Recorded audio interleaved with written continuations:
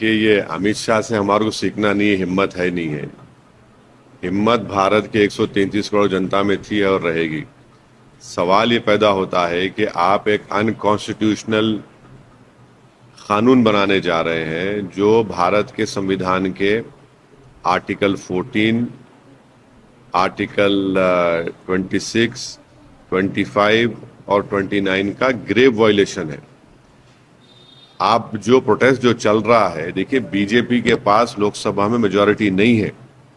ये अनकॉन्स्टिट्यूशनल जो bill BJP ला रही है, जिससे वो हमला कर रहे हैं मुसलमानों के मस्जिदों पर, दरगाहों पर, खानखाहों पर, ग्रेवयार्ड पर और इवैक्यू वक्फ प्रॉपर्टीज के ऊपर, और लिमिटेशन एक्ट निकालकर, लिमिटेशन एक्ट अप्लाई करके, और दूसरा जो कलेक्टर या सुपीरियर ऑफिसर का प्रोविजन लगाए, ये सब इस बात को बताते हैं कि उनका मकसद वक्फ प्रॉपर्टीज को बचाना नहीं है, वक्फ प्रॉपर्टीज से कब्जेदारोों को निकालना नहीं है, वक्फ प्रॉपर्टीज के रेवेन्यूज बढ़ाना नहीं है, ना वक्फ का कुछ फायदा करना है। सिर्फ और सिर्फ अपनी आरएसएस हिंदुत्व की आइडियोलॉजी के तहत इस बिल को कानून की शक्ल में देना चाह रहे हैं। लोकसभा में मेजॉरिटी नहीं है। जब तक चंद्रबाबू नायडू, नीतीश कुमार, चिराग पासवान और जयंत चौधरी का सपोर्ट नहीं रहेगा, ये बिल तो पास ही नहीं होगा। अब अगर इस तरह का अनकॉन्स्टिट्यूशनल बिल, जिसको सरे से कश्मीर से लेके भारत के हर रियासत में, हर प्रदेश में मुसलमानों ने इस बिल का इसको रिजेक्ट किया है, अगर ये कल कानून बनेगा तो कभी भी भारत का मुसलमान चंद्रबाबू नायडू को, नीतीश कुमार को, चिराग पासवान को, जयंत चौधरी को माफ नहीं करेगा। क्योंकि वो अगर सपोर्ट कर रहे हैं बीजेपी को, इस तरह से सपोर्ट, आप अपनी आंख और दिमाग के ऊपर पर्दा डालकर सपोर्ट नहीं कर सकते, जिससे मुसलमानों के मस्जिदों को, दरगाहों को, खानखाहों को छीन लिया जाएगा। और ये बार बार जो बीजेपी की तरफ से प्रोपेगेंडा होता है, नहीं नहीं इसमें कुछ नहीं है।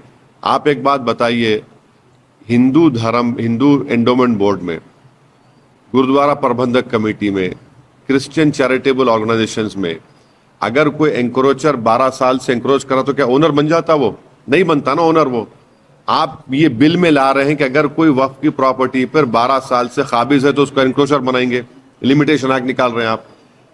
हरियाणा, पंजाब में और भारत के कोने कोने में इवैक्यू वक्फ प्रॉपर्टीज है, उसका आप सेक्शन निकाल दिए हैं, ओमिटी कर रहे हैं, तो आप क्या करेंगे? आप कब्जा कर लेंगे वो इवैक्यू वक्फ प्रॉपर्टीज को। तीसरा, जितने भारत में हिंदू धर्म के बोर्ड हैं, क्रिश्चियन धर्म के बोर्ड हैं, सिख गुरुद्वारा के बोर्ड हैं और मुसलमानों का वक्फ बोर्ड मुस्लिम धर्म का है, ये उसी धर्म के लोग उसके मेंबर बनते हैं। अब बीजेपी ये बोल रही है कि मुसलमानों के इस वक्फ बोर्ड में नॉन मुस्लिम को मेंबर बनाएंगे। क्यों बनाएंगे भाई आप नॉन मुस्लिम को? कि आर्टिकल 26 का वायलेशन नहीं है क्या? आप बिहार के नीतीश कुमार, बिहार में एंडोमेंट बोर्ड है, वो तो ये कहता है कि सिर्फ हिंदू ही मेंबर बन सकता, सिख नहीं बन सकता, ना बौद्ध बन सकता है। तो क्या किरण रिजिजू बुद्धिस्ट है, क्या वो मेंबर बन सकते बिहार के एंडोमेंट बोर्ड में? नहीं बन सकते। किरण रिजिजू का मेंबर बन सकते बोध गया में, क्योंकि वहां पे बुद्धिस्ट और हिंदू लिखा हुआ है। तो ये अच्छा, फिर आप काशी विश्वनाथ में बनाइए, किरण रिजिजू को बनाएंगे आप? क्या किसी नॉन हिंदू को बना सकते हैं? वहां पे तो एम्प्लॉय भी, ऑफिसर जो होता, कमिश्नर, वो तो उसको हिंदू होना चाहिए। तो ये आप इस तरह का प्रोविजन ला रहे हैं। और कलेक्टर एंड अबव ऑफिसर, कौन है कलेक्टर भाई? कलेक्टर को अपॉइंट करता एग्जीक्यूटिव, और एग्जीक्यूटिव का अपॉइंटी कलेक्टर या सीनियर ऑफिसर होगा। आप इस बिल में सेक्शन 3C में बोल रहे कि अगर कोई प्रॉपर्टी पे डिस्प्यूट होगा गवर्नमेंट का तो कलेक्टर डिसाइड करेगा या सीनियर ऑफिसर। भाई प्रिंसिपल्स ऑफ नेचुरल जस्टिस ये कहते हैं कि आप अपने ही केस में जज नहीं हो सकते हैं। आप कैसे जज बना रहे हो उसको? और फिर इतना पावर आप दे रहे हैं कलेक्टर या सुपीरियर ऑफिसर को कि अगर कोई जाकर कंप्लेन कर दे कि वक्फ प्रॉपर्टी नहीं है तो कलेक्टर इंक्वायरी ऑर्डर कर देंगे। जब इंक्वायरी ऑर्डर करेंगे तो वो प्रॉपर्टी वक्फ की नहीं रहेगी। मजाक है क्या? इंक्वायरी पे प्रॉपर्टी वक्फ नहीं रहेगी और कलेक्टर क्या करेगा? इंक्वायरी ऑर्डर कर देगा और मुकम्मल नहीं करेगा उसको, तो मैं तो वक्फ प्रॉपर्टी से महरूम हो गया। और ये जो पूरे देश में जो बीजेपी आरएसएस जो एक झूठा प्रचार कर रही है कि हर जगह डिक्लेयर कर सकते, नहीं कर सकते। मेरी प्रॉपर्टी को ही मैं वक्फ कर सकता हूं, और उसका गजट नोटिफिकेशन कौन इशू करता है? उस स्टेट का चीफ सेक्रेटरी इशू करता है। गजट नोटिफिकेशन जो होता है गवर्नमेंट का होता है, तो गजट नोटिफिकेशन तो गवर्नमेंट इशू करती है। और एक बात समझिए आप, अमित शाह जिक्र करते हैं दिल्ली के 123 प्रॉपर्टीज का, और बार बार हवाला देते सच्चर कमेटी का बीजेपी वाले इस बिल के ताल्लुक से। उसी सच्चर कमेटी में कहा गया कि दिल्ली के 123 प्रॉपर्टीज, सच्चर कमेटी ने कहा ये वक्फ की प्रॉपर्टीज है, और 2007 में सच्चर कमेटी ने कहा कि उसकी मार्केट वैल्यू 3000 करोड़ है। आज हम 2025 में आ गए, आप अंदाजा लगा लिए कम से कम 10,000 करोड़ की प्रॉपर्टी है।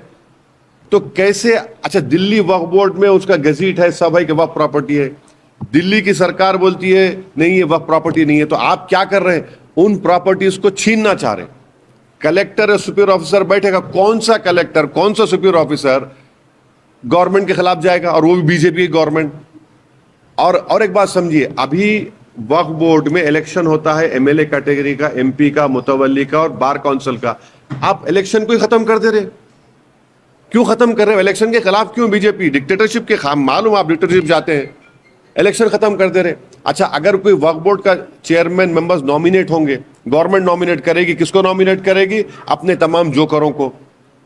अच्छा, चेयरमैन को हम हटा भी नहीं सकते इस बिल में।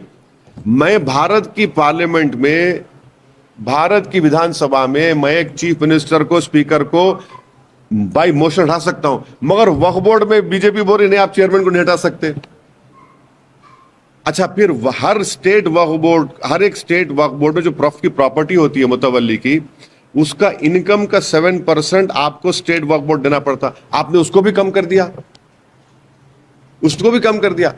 आप ये बताइए कि एंक्रोचमेंट्स निकालने, बोलते वक्फ प्रॉपर्टी में कब्जा हो रहा है। अच्छा, कब्जा हो रहा है मानते चलिए, तो जब मुख्तार अब्बास नकवी मंत्री थे, उन्होंने लोकसभा में एक बिल को इंट्रोड्यूस किया था एंक्रोचमेंट्स को हटाने के लिए वक्फ बोर्ड। बीजेपी ने उस बिल को विड्रॉ क्यों कर लिया? विड्रॉ क्यों कर लिया आपने? अच्छा, आखिरी बात, फिर ये बोलते कि नहीं नहीं, अमित शाह बोल रहे कि इस वक्फ ट्राइब्यूनल के खिलाफ कोर्ट को नहीं जा सकते। कितना झूठ बोलते हैं अमित शाह, देश के गृह मंत्री रहकर इतना झूठ बोलते हैं। ट्राइब्यूनल है वक्फ ट्राइब्यूनल, भारत के संविधान के सेक्शन थे ट्राइब्यूनल बना। वक्फ का ट्राइब्यूनल है, इनकम टैक्स का ट्राइब्यूनल है, रेलवे क्लेमेंट्स ट्राइब्यूनल है, एनजीटी का ट्राइब्यूनल, ऐसे 14-15 ट्राइब्यूनल देश में काम कर रहे हैं। उसके और हिंदू एंडोमेंट बोर्ड के ट्राइब्यूनल्स हैं, उसके जजमेंट के खिलाफ आप रिव्यू पिटीशन डाल सकते हैं हाईकोर्ट में। अमित शाह झूठ बोल रहे, जा नहीं सकते, रिव्यू पिटीशन डालिए ना। क्या एनजीटी के जजमेंट के खिलाफ नहीं डाल सकते आप? क्या इनकम टैक्स ट्राइब्यूनल के खिलाफ नहीं डाल सकते आप? देश को गुमराह कर रहे हैं, झूठ बोल रहे हैं अमित शाह। और अभी इस बिल में प्रपोज क्या कर रहे हैं कि वक्फ ट्राइब्यूनल में अभी आज की तारीख में डिस्ट्रिक्ट सीनियर जज को chief justice of the high court appoint करता है, तो वो चीफ जस्टिस के एडमिनिस्ट्रेटिव कंट्रोल में रहता है। बिल में अमित शाह क्या कर रहे हैं, मोदी क्या कर रहे हैं कि नहीं, हम लोग रिटायर्ड जज को लाएंगे। अबे रिटायर्ड जज किसके कंट्रोल में होगा? फिर एक डिस्ट्रिक्ट जज जो सिटिंग है उसको क्यों निकालना चाह रहे हैं आप? आप किसी भी एतबार से वक्फ को बचाने के लिए नहीं, वक्फ को लूटने के लिए ये बीजेपी एनडीए की सरकार ये लुटेरों का काम कर रही है। ये छीनना चाह रहे हैं वक्फ की प्रॉपर्टीज को। सर्वे कमिश्नर है, सर्वे कमिश्नर को क्यों उठा रहे हैं आप लोग? सीनियर मोस्ट ऑफिसर है। तो ये पूरा का पूरा एक लूटने के लिए, इसको वक्फ अमेंडमेंट नहीं बोलना चाहिए, लुटेरा अमेंडमेंट कानून बोलना चाहिए, लूटने का।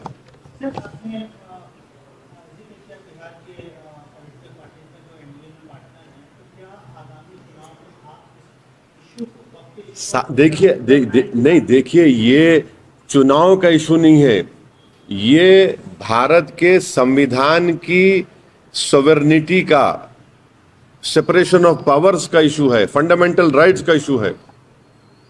आपके पास लोकसभा में मेजॉरिटी नहीं है और मोदी बैसाखियों पर सरकार चला रहे हैं, नीतीश कुमार के, चिराग पासवान के, चंद्रबाबू नायडू के और जयंत चौधरी के। ये लोग कैसा अपना मुंह लेकर जाएंगे बिहार में, आंध्र प्रदेश में और उत्तर प्रदेश में? आप एक गलत अनकॉन्स्टिट्यूशनल कानून बनाने जा रहे हैं जो मस्जिदों को छीन लेगा, दरगाहों को छीन लेगा, खानखाहों को छीन लेगा। इवैक्यू वक्फ प्रॉपर्टीज का सेक्शन उड़ा दिया आप। पंजाब हरियाणा कई जगह पर उससे रेवेन्यू आता है, तो कहां जाएंगे इवैक्यू वक्फ प्रॉपर्टी? बताइए आप। कोई एक प्रोविजन तो बताइए। आप कोई प्रोविजन बता रहे हैं नहीं, हम वक्फ, अच्छा ये पूरा झूठ बोलते नहीं, जहां पर किसी को डिक्लेयर कर सकते। भाई साहब, जितनी प्रॉपर्टी है वक्फ की, वो हमारे बुजुर्गों के गाढ़े खून की कमाई है, और स्टेट गवर्नमेंट उसका गज़ेट इशू करती है।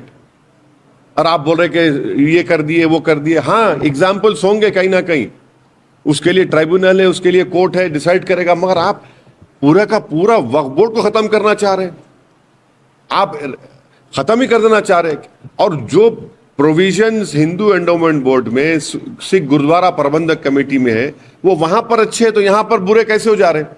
तो वहां पर भी करिए ना आप, चलिए करिए, वहां पर भी चेंज करिए फिर आप।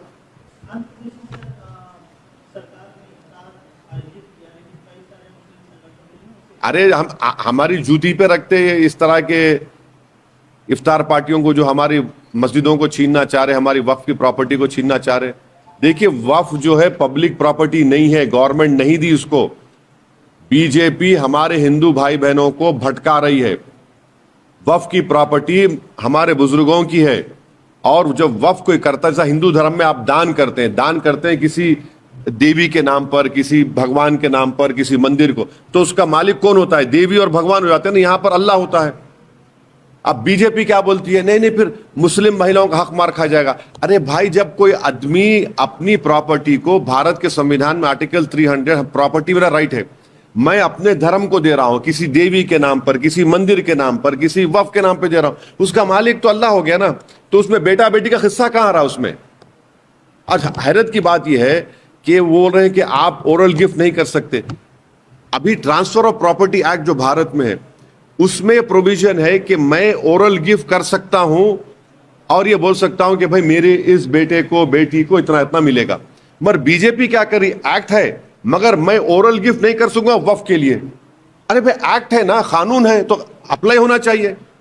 तो इसमें कोई प्रोविजन मुसलमानों के वक्फ प्रॉपर्टीज को बचाने के लिए, इंप्रूव करने के लिए नहीं। अच्छा, अगर कोई वक्फ प्रॉपर्टी कोई फ्रॉडुलेंटली बेच देता था, प्रोविजन क्या था 95 एक्ट में? तो उसको 2 साल की सजा और नॉन बेलेबल, आप उसको बेलेबल कर दिए, सिंपल इंप्रिजनमेंट कर दिए। तो बचाइए कौन सा? मेरा बीजेपी वालों को बोलना है कि झूठ क्यों बोल रहे हैं आप, और वो भी गृह मंत्री झूठ बोल रहे हैं। नहीं, आप कोर्ट को जाइए। अरे कोर्ट को क्यों जाएंगे? जब आप अनकॉन्स्टिट्यूशनल कानून बनाएंगे, कोर्ट को जाइए। आप बनाते क्यों सा कानून जो कोर्ट को जाने के लिए कानून बनाते? क्या आप? सर, बीजेपी का खाली ये कहना है कि वो डराया जा रहा है, और मुस्लिम खतरे में नहीं, बल्कि आपकी वोट बैंक की राजनीति खतरे में। इतना सब बोलने के बाद भी अब आप सुन ले, इतना एक एग्जाम्पल देके बोला हूं। इतने आपको मैं अभी जो बोला हूं ना, कम से कम 15-20 अमेंडमेंट्स के बारे में बोल दिया हूं मैं आपको। ठीक सर, थैंक यू।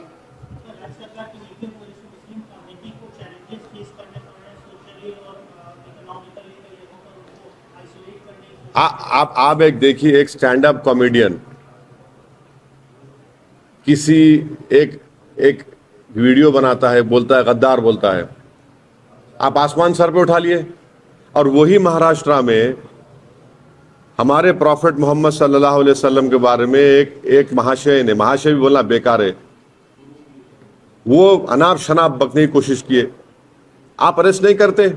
माने आपको अगर कोई गद्दार बोलेगा तो आपको तकलीफ हो जाती है। अरे भाई, इस देश में सबसे बड़ा गद्दार वो है जो भारत के संविधान से खिलवाड़ कर रहा है, इनको गद्दार बोलना चाहिए। रूल ऑफ लॉ का अगर आप वायलेशन करेंगे तो आप गद्दार ही हुए ना।